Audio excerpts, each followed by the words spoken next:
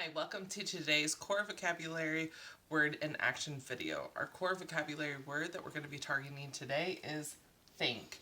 Think is a verb. Think means to have a particular belief, idea, or opinion about someone or something.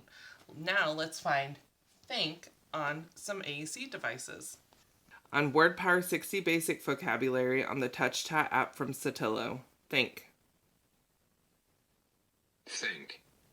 On Lamp Words for Life, the full version of the vocabulary from PRC, think. Think. On Snap Core First from Toby Dynavox, the 80 grid, think. Now let's use our word think for different functions of communication. I could comment and say, I am thinking. I could use it to take turns and say, I think you should go first. I could use it to negotiate. I could say, since I did good at school today, I think we should go out to eat tonight.